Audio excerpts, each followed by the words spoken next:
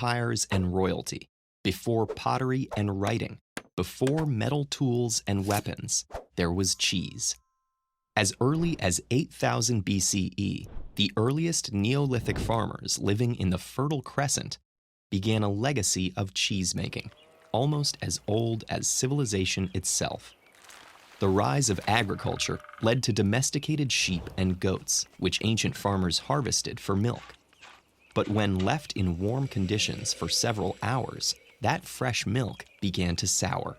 Its lactic acids caused proteins to coagulate, binding into soft clumps.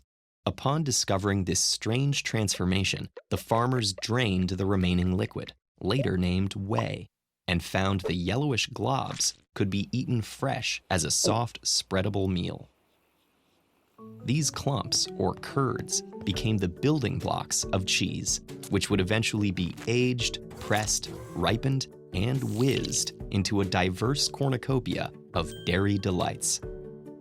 The discovery of cheese gave Neolithic people an enormous survival advantage. Milk was rich with essential proteins, fats, and minerals, but it also contained high quantities of lactose, a sugar which is difficult to process for many ancient and modern stomachs.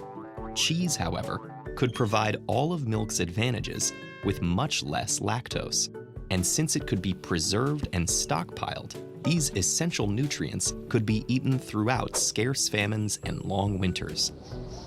Some 7th millennium BCE pottery fragments found in Turkey still contain telltale residues of the cheese and butter they held. By the end of the Bronze Age, cheese was a standard commodity in maritime trade throughout the Eastern Mediterranean.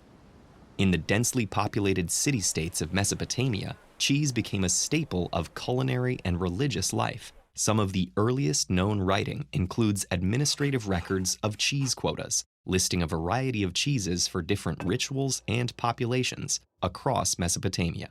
Records from nearby civilizations in Turkey also reference rennet.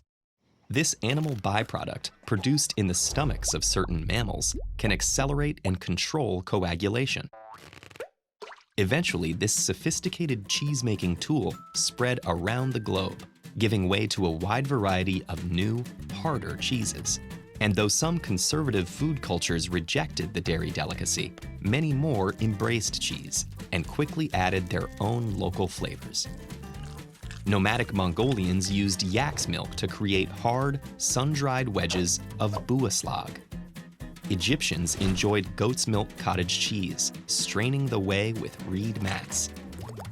In South Asia, milk was coagulated with a variety of food acids, such as lemon juice, vinegar, or yogurt, and then hung to dry into loaves of paneer.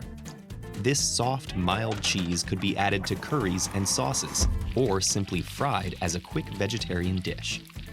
The Greeks produced bricks of salty, brined feta cheese, alongside a harder variety similar to today's Pecorino Romano. This grating cheese was produced in Sicily and used in dishes all across the Mediterranean.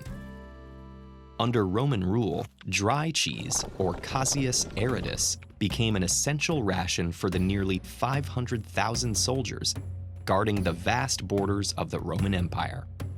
And when the Western Roman Empire collapsed, cheese-making continued to evolve in the manners that dotted the medieval European countryside.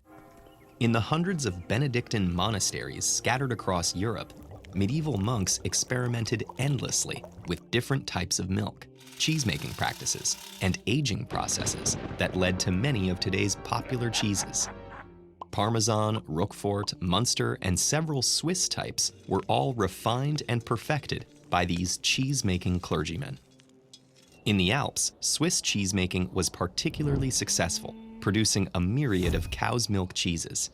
By the end of the 14th century, Alpine cheese from the Gruyere region of Switzerland had become so profitable that a neighboring state invaded the Gruyere highlands to take control of the growing cheese trade. Cheese remained popular through the Renaissance, and the Industrial Revolution took production out of the monastery and into machinery. Today, the world produces roughly 22 billion kilograms of cheese a year, shipped and consumed around the globe.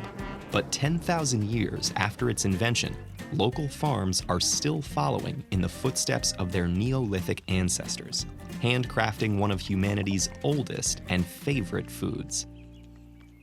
Find out how Swiss cheese gets its holes by watching this episode, or trace the fascinating and often cruel history of chocolate